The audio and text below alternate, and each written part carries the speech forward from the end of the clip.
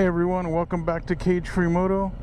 It's the 4th of July weekend and just going for a quick ride. It's actually 4th of July today, and I'm just gonna go put some gas, do a short ride just around the footprint of where I live, not out too long. There's something I thought about that I figured a lot of people know, but I'm gonna go ahead and share it anyway. Let me put on my gloves.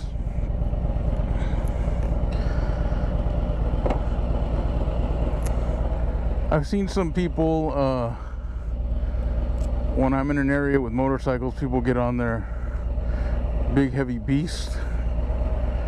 Harley Davidson, this is about 820 pounds. And typically when it's parked, your handlebars are to the left. So if the handlebars are to the left, then people will hold their brake, and then they'll push off with their leg and go, oh, it's up, and then turn their handlebars. But it's actually a lot easier if you just turn your handlebars first, hold on to your brake, and then lift up here. Oh, so much easier. And even if that's too heavy, another trick is put your hand underneath the tank and lift up while you're lifting. Oh, yeah, that was easy. I'm sure a lot of you know, didn't even know if I would share it, but hey, if it helps one person, great. If you guys have been watching my videos, you know that I dropped my motorcycle on my driveway because of this big bump. So now I'm always trying to get enough speed to get out. Almost did it again, a little too fast. When I'm up the driveway at its peak in the center, I can't touch the ground. So as it starts leaning and I catch the motorcycle with my legs, I really feel all that weight. So it is 84 degrees, but usually once you leave the community, I'm surrounded by farms and there's much more of a breeze. It just doesn't get through the neighborhood. All these homes just block it.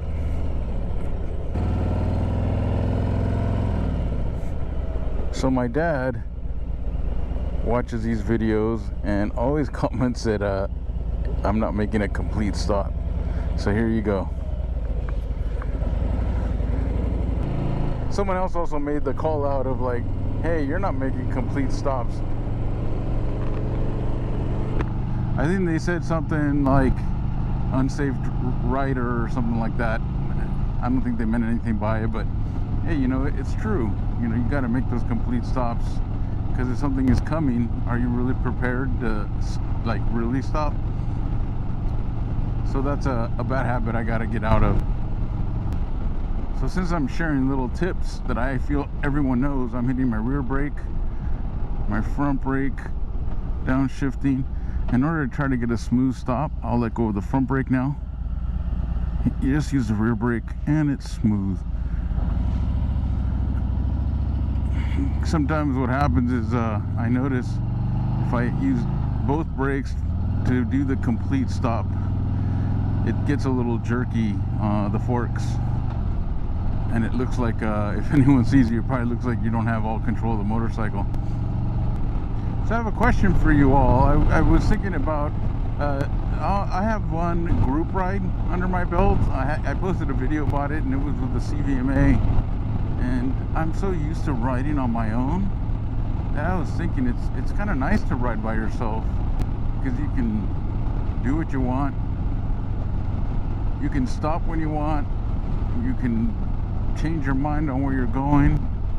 There's so many reasons that I think it's nice to ride by yourself. And then the flip side, sometimes it could be boring, except that I'm talking to you all, so that's what keeps it kind of interesting, where I don't feel like I'm alone. You all are with me. I'm sure I'll go on some more group rides. and just keep trying it out. Even if it's just a small group, meaning one other or another rider. So tomorrow morning I'm gonna go on a ride with my neighbor. Really nice guy. The nice thing I would say from going on a group ride is you still got to ride your own ride, but I think it kind of pushes you. So he was suggesting going up to this, it's called 𝐦𝐨𝐬𝐿 Observatory, and in order to get there, it's quite a ride, and it's not just a simple ride, it's pretty technical. He was saying a lot of motorcycles like going up there, a lot of sharp turns, which I'm fine with, and he's just warning me that there's loose gravel on the side, just be careful. That's one of the reasons why I want to put gas, just to have it gassed up, ready to go. We may still have to stop for gas, but it's another excuse to get out, right? In California, we're allowed to lane split. A lot of motorcycles at a red light will go right down the center and just be in front of the pack, which I've done that a couple times, but not all the time. Obviously, I'm not doing it now. The nice thing, I think, is by doing that, the cars are in a stop, so it's not like it's dangerous when you're on the freeway, but at least you're away from all the cars.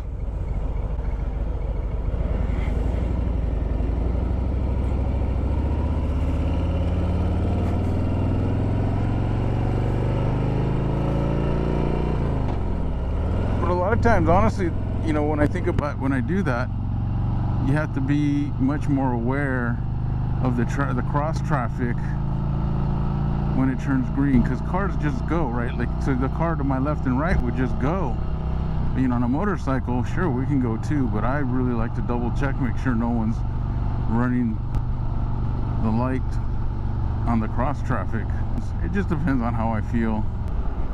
And it's the same thing with lane splitting. Even though we can lane split, if the traffic is where we're going 35, maybe 40, I try not to lane split, because it leaves enough of a gap, like between me and the car in front of me, and like someone could just switch lanes easily. They're getting frustrated with the traffic, and they just, you know, these cars, we've been there, we're drivers too, and what we do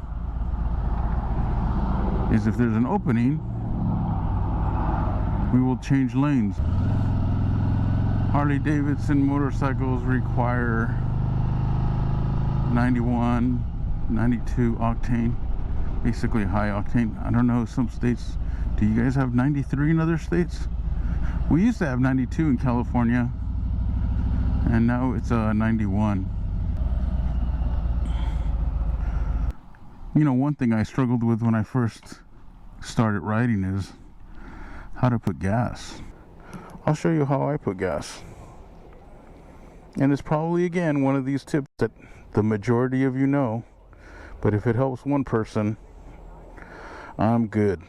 Because I had this question. I literally was gonna walk up to somebody at a gas station that had a Harley, just say, can you help me out with this? But by the time I was ready off my motorcycle, they started it up. So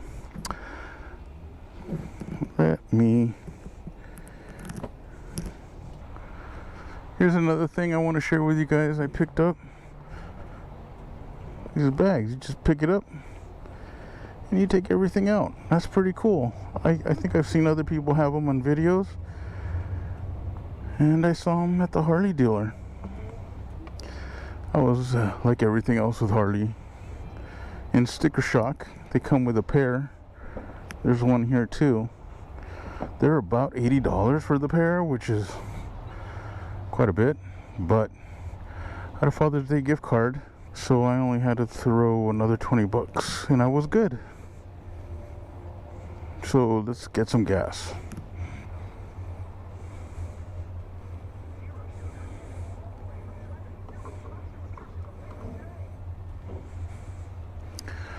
All right, 91. So I used to lift this up, and I would be leaning in, looking in till it looks like it's full. Maybe the other side's better, but they both work. So I just put it in, push it all the way in there, lift it up, lock it, and that's it. If I could have had this video for me, it would have made things a lot easier, because I haven't ridden in 30 years and that's the way I used to do it. And then it just clicks when it's done. I sometimes wonder if I were sitting on it, would it go more? Just over 2 gallons. And there's a lot of recommendations on, there's things in my way, but not to drop fuel on your paint.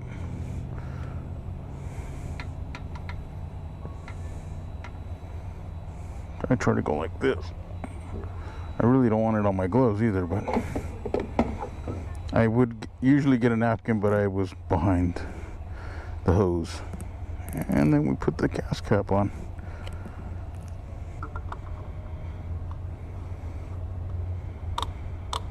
And that's it. Going back to group rides.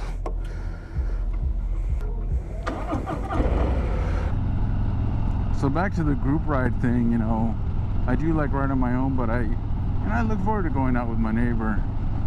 He's been riding a lot longer than I have, and he was really good last time. He was the first one that followed me up to this other road that at the time I thought, you know, it's too twisty for me. So it kind of pushed me, not push me, like if I don't want to go, I'll tell him no, and he'll respect that. But I felt like, okay, I'm ready, but I just was holding off. So I think he, you know, by him mentioning it, I just like, you know what, it's probably the best time to go, because I have someone behind me.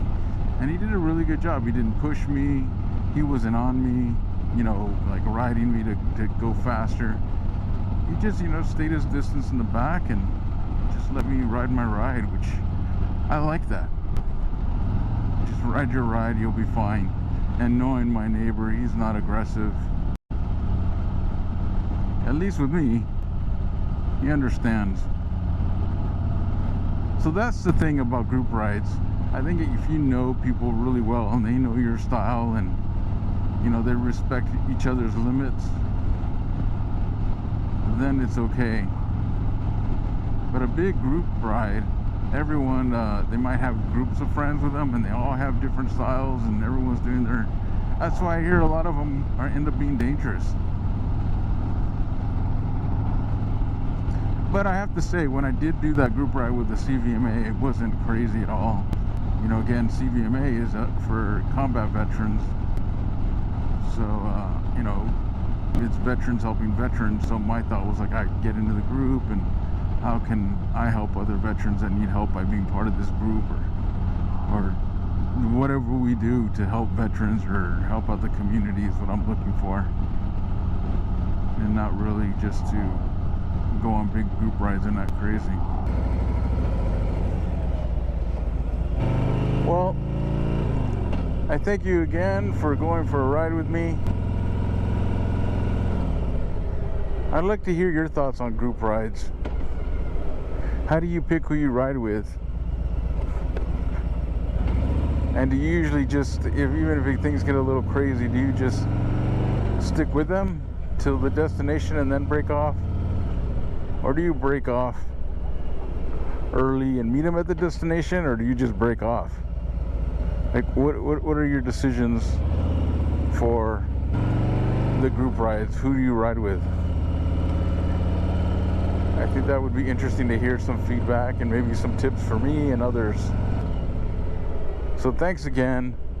Thanks to all of you who subscribe and been liking my channel and sharing it.